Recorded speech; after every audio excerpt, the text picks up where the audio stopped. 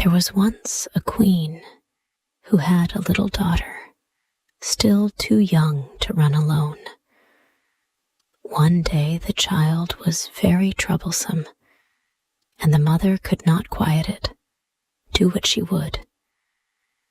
She grew impatient, and seeing the black crows flying round the castle, she opened the window and said, "I wish you were a black crow and would fly away. Then I should have a little peace."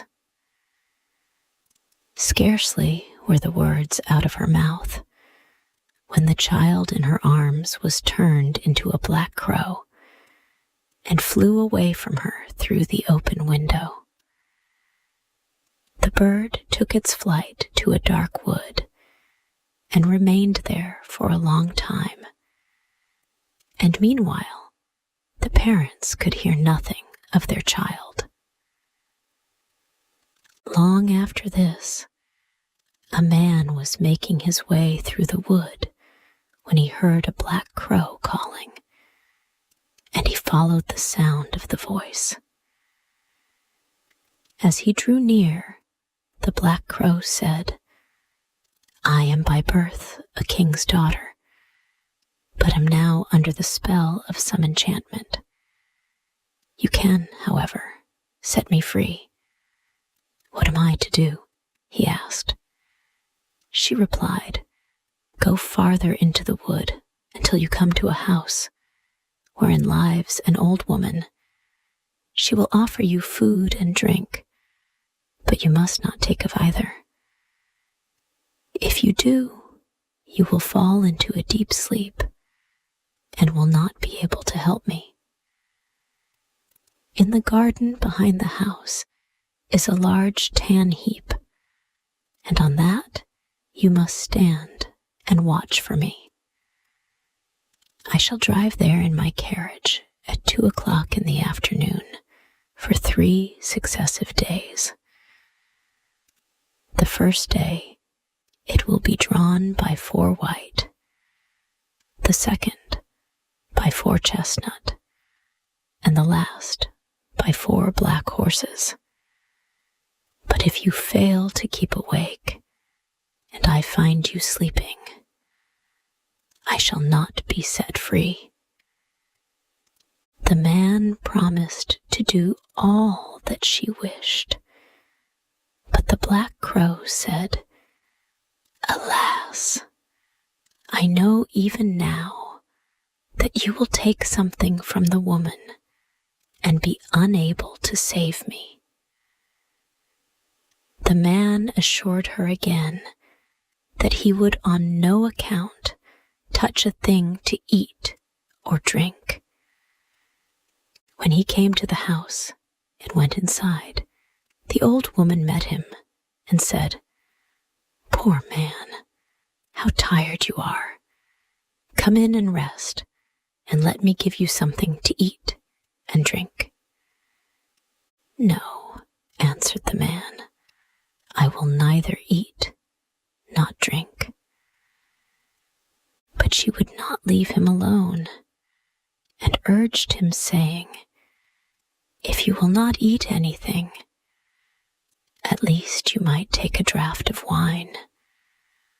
1 drink counts for nothing."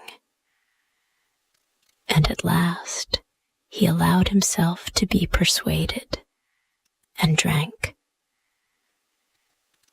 As it drew towards the appointed hour, he went outside into the garden and mounted the tan heap to await the black crow.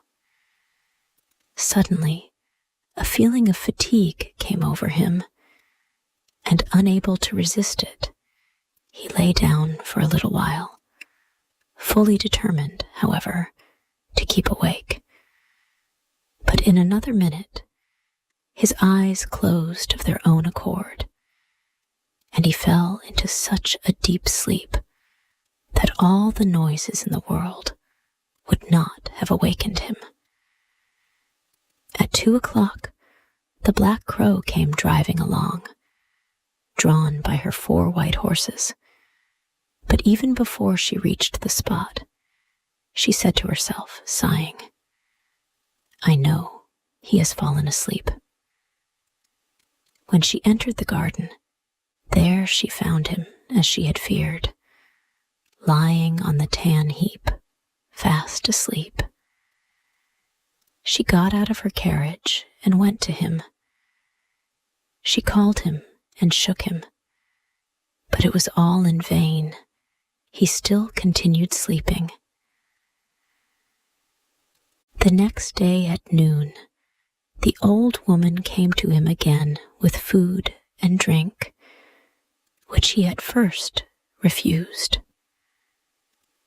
At last, overcome by her persistent entreaties that he would take something, he lifted the glass and drank again. Towards 2:00, he went into the garden and on to the tan heap to watch for the black crow. He had not been there long before he began to feel so tired that his limbs seemed hardly able to support him, and he could not stand upright any longer. So again he lay down and fell fast asleep. As the black crow drove along her 4 chestnut horses, she said sorrowfully to herself, I know he has fallen asleep. She went as before to look for him, but he slept, and it was impossible to awaken him. The following day, the old woman said to him, What is this? You are not eating or drinking anything. Do you want to kill yourself? He answered, I may not and will not either eat or drink. But she put down the dish of food and the glass of wine in front of him, and when he smelt the wine, he was unable to resist the temptation and took a deep draught. When the hour came round again, he went as usual on to the tan heap in the garden to await the king's daughter. But he felt even more overcome with weariness than on the 2 previous days, and throwing himself down, he slept like a log. At 2:00, the black crow could be seen approaching, and this time her coachman and everything about her, as well as her horses, were black.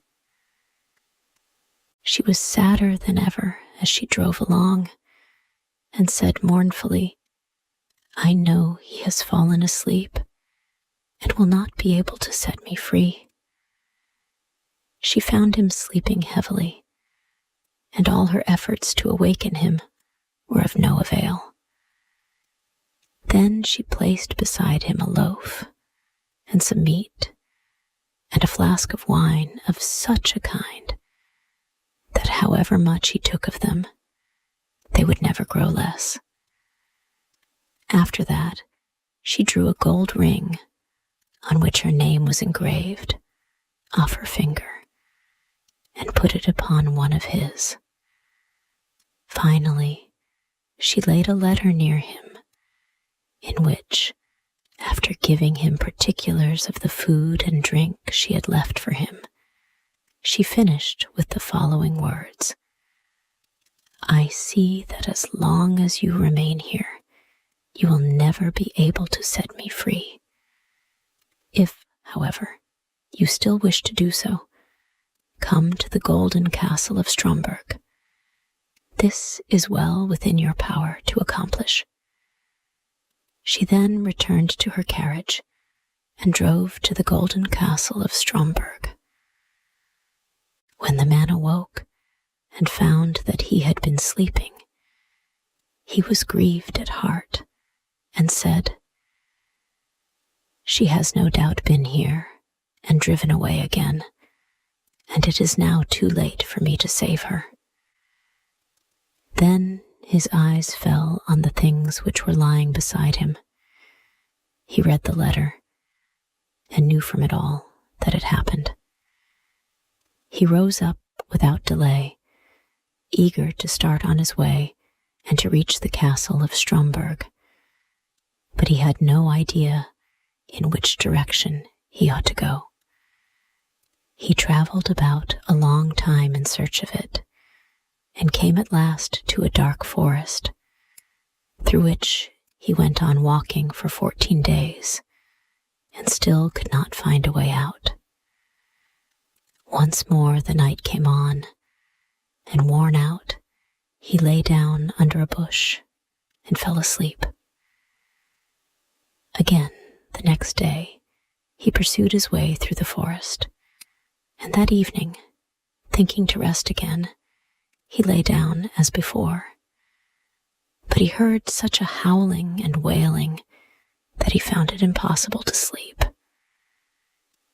He waited till it was darker, and people had begun to light up their houses.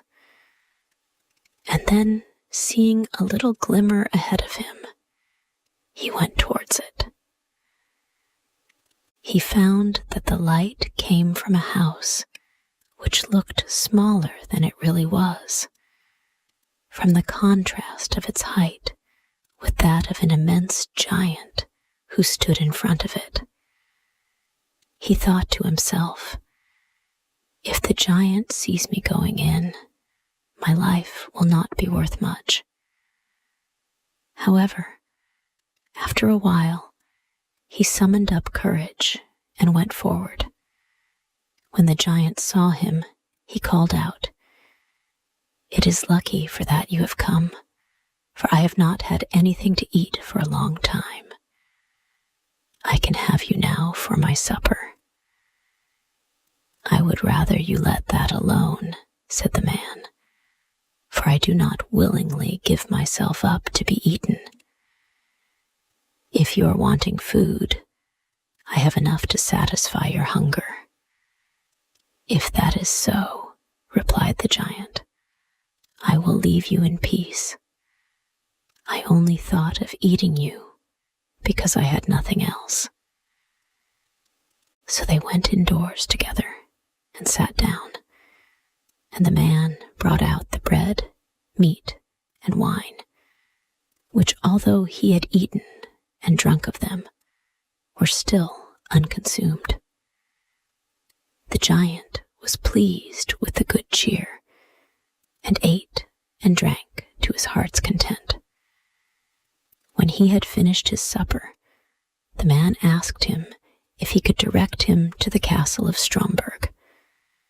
The giant said, "I will look on my map. On it are marked all the towns, villages, and houses." So he fetched his map and looked for the castle, but could not find it. "Never mind," he said. "I have larger maps upstairs in the cupboard. We will look on those." But they searched in vain, for the castle was not marked even on these. The man now thought he should like to continue his journey, but the giant begged him to remain for a day or two longer, until the return of his brother, who was away in search of provisions. When the brother came home, they asked him about the castle of Stromberg, and he told them he would look on his own maps as soon as he had eaten and appeased his hunger. Accordingly, when he had finished his supper, they all went up together to his room and looked through his maps, but the castle was not to be found. Then he fetched other older maps, and they went on looking for the castle until at last they found it, but it was many thousand miles away. "How shall I be able to get there?" asked the man. "I have 2 hours to spare," said the giant, "and I will carry you into the neighborhood of the castle. I must then return to look after the child who is in our care." The giant, thereupon carried the man to within about 100 leagues of the castle, where he left him, saying, "You will be able to walk the remainder of the way yourself." The man journeyed on day and night till he reached the golden castle of Stromberg. He found it situated, however, on a glass mountain, and looking up from the foot, he saw the enchanted maiden drive round her castle and then go inside. He was overjoyed to see her, and longed to get to the top of the mountain, but the sides were so slippery that every time he attempted to climb, he fell back again. When he saw that it was impossible to reach her, he was greatly grieved, and said to himself, "I will remain here and wait for her." So he built himself a little hut, and there he sat and watched for a whole year, and every day he saw the king's daughter driving round her castle, but still was unable to get nearer to her. Looking out from his hut one day, he saw 3 robbers fighting, and he called out to them, "God be with you." They stopped when they heard the call, but looking round and seeing nobody, they went on again with their fighting, which now became more furious. "God be with you," he cried again, and again they paused and looked about, but seeing no one, went back to their fighting. A third time he called out, "God be with you," and then thinking he should like to know the cause of dispute between the 3 men, he went out and asked them why they were fighting so angrily with one another. One of them said that he had found a stick, and that he had but to strike it against any door through which he wished to pass, and it immediately flew open. Another told him that he had found a cloak which rendered its wearer invisible, and the third had caught a horse which would carry its rider over any obstacle, and even up the glass mountain. They had been unable to decide whether they would keep together and have the things in common, or whether they would separate. On hearing this, the man said, "I will give you something in exchange for those 3 things. Not money, for that I have not got, but something that is of far more value. I must first, however, prove whether all you have told me about your 3 things is true." The robbers, therefore, made him get on the horse, and handed him the stick and the cloak, and when he had put this round him, he was no longer visible. Then he fell upon them with the stick, and beat them one after another, crying, "There, you idle vagabonds, you have got what you deserve. Are you satisfied now?" After this, he rode up the glass mountain. When he reached the gate of the castle, he found it closed, but he gave it a blow with his stick, and it flew wide open at once, and he passed through.